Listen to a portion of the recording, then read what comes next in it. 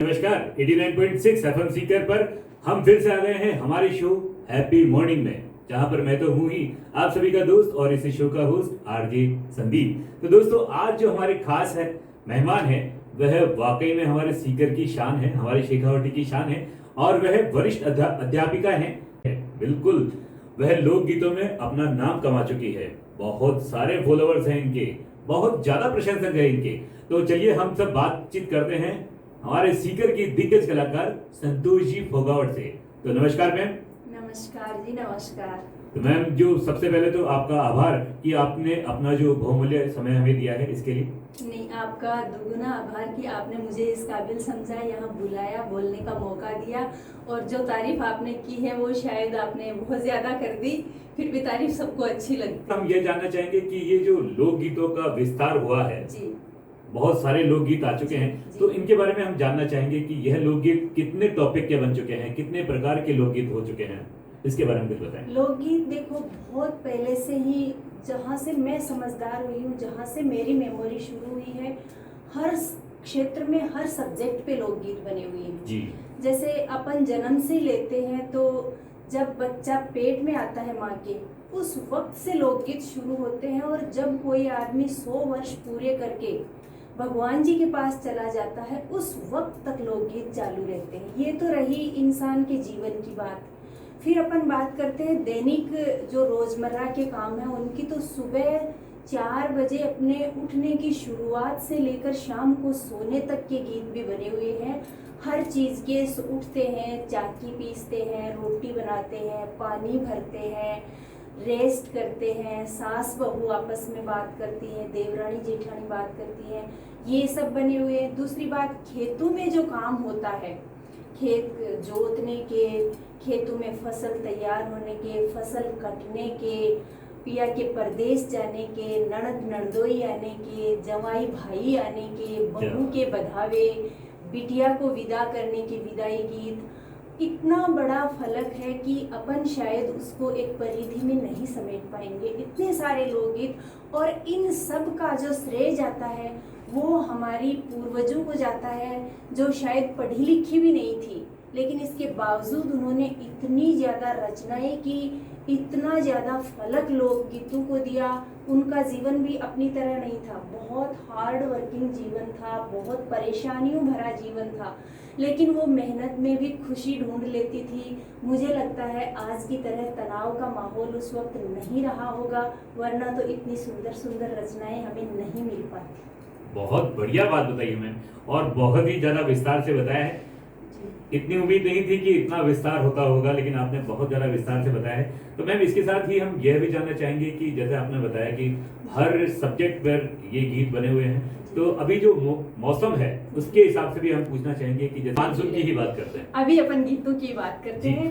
तो मानसून में जैसे बरसात होती है तब तो हल जोतते हैं, बुआई शुरू होती है किसानों की, तो वो अपना अपना क्षेत्र का जो लोक देवता होता है उसके गीत होते हैं। ज्यादातर अपना जो शेखावाटी एरिया है उसमें बरसात होने के बाद जो गीत गाए जाते हैं उनमें तेजाजी का मुख्य रूप से गाया जाता है। अच्छा जी, बिल्कुल। बरसात का और जो अपने खेती बाड़ी का है उसमें अब भी मैं तो कहना चाहूंगी लोगों से कि भाई अपनी परंपराएं उनको जीवित रखिए। अब आप हैं वो हल लेके ओरना, हड़ और बीजे लिया, जो पुराने शब्द होते थे उनको लेके तो आप हल नहीं जोत सकते। अब इस जमाने में जब लोग चांद पे जा रहे हैं तो हम बैलगाड़ी से दिल्ली जयपुर का रास्ता नहीं तय कर सकते, लेकिन फिर भी कम से कम ट्रैक्टर वाले को तो बोलो कि भाई ये जो आप धूम धड़ाके वाले गाने हैं इनकी जगह तेजा लगा दो तो अच्छा रहे मेरे ख्याल से। क्या बात, बहुत बढ़िया।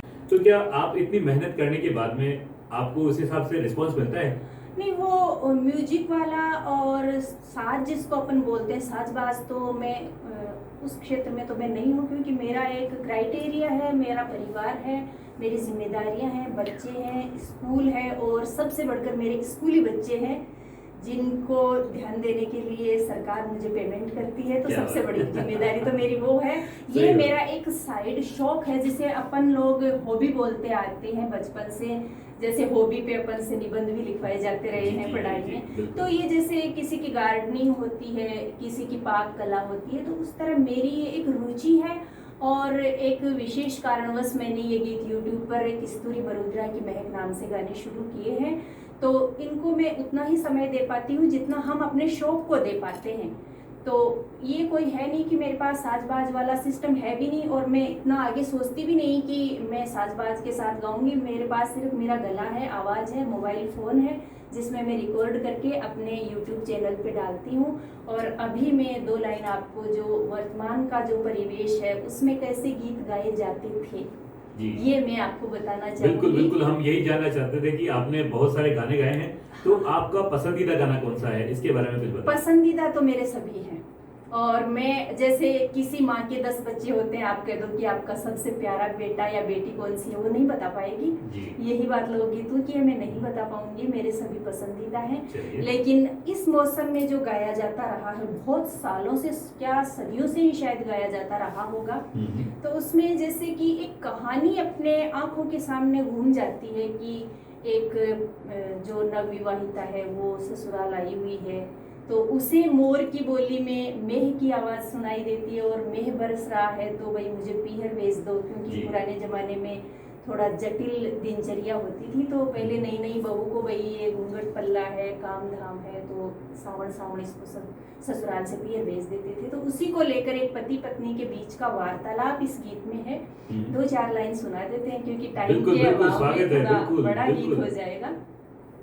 स्वागत। डूंगर मोरयो बोल्यो जी, ओ जी मारी जोड़ी रा भरतार हजारी ढोला, डूंगर मोरयो बोल्यो जी, काई बाणी बोल्यो ये, ओए मारी सदाए सुरंगी घर नार, हिवड़ा सु प्यारी काई बाणी बोल्यो ये, मेओ मेओ बोल्यो जी, ओ जी मारी सास सपूती रापूत लश्करिया ढोला, मेओ मेओ बोल्यो जी,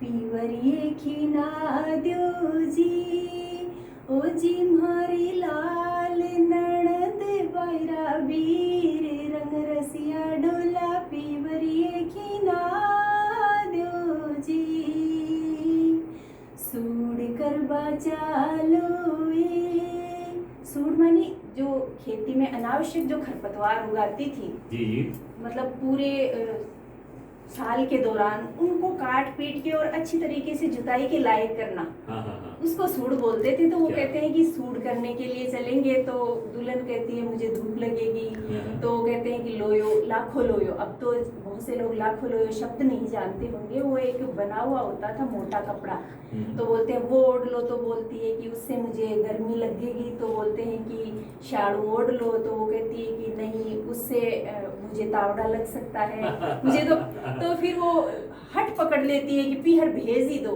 तो लास्ट में वो कहते हैं कि बाबा जी से पूछो। अच्छा मन नाई बेरो ये, ओए मारी हिवड़ सु प्यारी घर नार, जिवड़ा सु प्यारी बाबा जी ने बूझो ये। फिर वो सास के पास भेज देते हैं ससुर जी, भाई वो घर का काम तो वही करेगी, अब वो आपको भेजती है तो चली जाओ। तो फिर वो उनके आगे जाके अरदास करती है, ससुर जी हमारा जी, ओ जी हमारा घर का दारम दार, ससुर जी माने पीवरिए की नाओ जी। तो लास्ट में सासू जी कहती है कि मेरे बेटे से पूछो, भाई वो आपको भेजता है तो चली जाओ। तो फिर वो लास्ट में अपने पति को आके कहती है कि बुझत बुझत हारी जी, ओ जी मारी जोड़ी रा भरतार, मन भरिया ढोला कोई ना बतावे जी। कोल्लू के बैल की तरह वही वापस आ गई। तो फिर वो कहते हैं कि भाई तू चली जा, लेकिन यहाँ भी थोड़ा हास परिहास झलकता है। वो भेजते हैं कि तू है ना तीज के बाद जाना, और गुगा है उससे पहले वापस आ जाना। और तीज और गुगा के बीच में 5-7 दिन का फर्क होता है, मतलब गुगा नवमी और तीज, तो तीज और नवमी के बीच का। तो वो मना करती है, बोलती है कि नहीं, वो बोलते हैं कि तीजा पाछे जाजो जी, ओ जी मारे ही वेडेरी घणी ये पियारी घरे नार थे गुगा पहली जोई। तो उसको भी थोड़ा वो करंट लग जाता है, तो वो कहती है कि नहीं, तीजा पहली जा जी, ओ जी मारा घना ओ बादिला भरे तार हजारी ढोला गुगा पाछे जी। बहुत बढ़िया सुंदर कविता, बहुत बढ़िया सुंदर। और क्या बताऊं इसकी तारीफ, काफी लंबा गीत है, बहुत और सुंदर। ऐसे बहुत गीत है, असंख्य गीत। बहुत सुंदर लोकगीत सुनाए देखिए आपने, और वाकई में बहुत अच्छा लग रहा है। इच्छा तो ऐसी हो रही है कि लगातार सुनते रहे। तो दीदी इसके अलावा हास्य लोक गीत भी होते हैं, जैसे कि सुनने मतलब हर किसी को हास्य पसंद होता है, हर कोई हंसना ही चाहता है। तो ये हास्य गीत के बारे में क्या कहना चाहेंगे, और हम चाहेंगे कि आप 2 लाइन हास्य गीत की भी सुनाएं। एक तो जैसे प्रसिद्ध लोकगीत है, उसको तो आप काफी सुनते होंगे। जो सीथारा पगल्या पूजू दिन देखो पर जन रो बाबलिया ने थे समझा दो घर ढूंढे समधी जीरो। बनू लो घोड़ी छडू लो बीन बनू लो घोड़ी छडू लो जद निरखू लो सासरियो सगड़ा साथी परण्या अरररयो कमारो टाबरियो।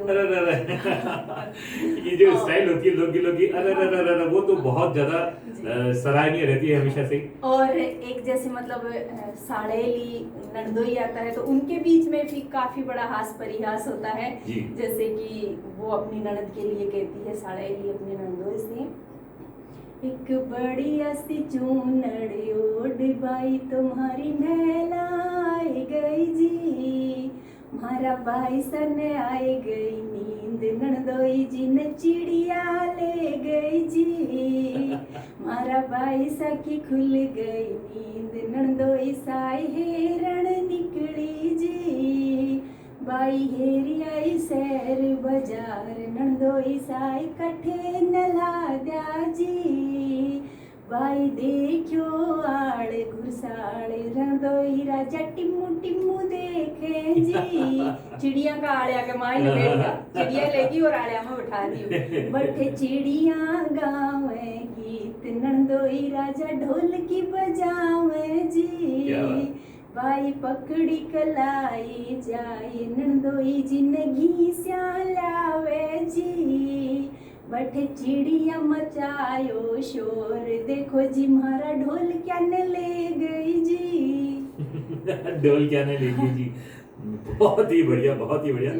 तो दीदी आपने जो अपना वाकई में बहुमूल्य समय दिया है आज हमें, और इसके लिए हम अपने आप को सौभाग्यशाली समझते हैं। जी मुझे भी यहाँ आके बहुत अच्छा लगा, और मैं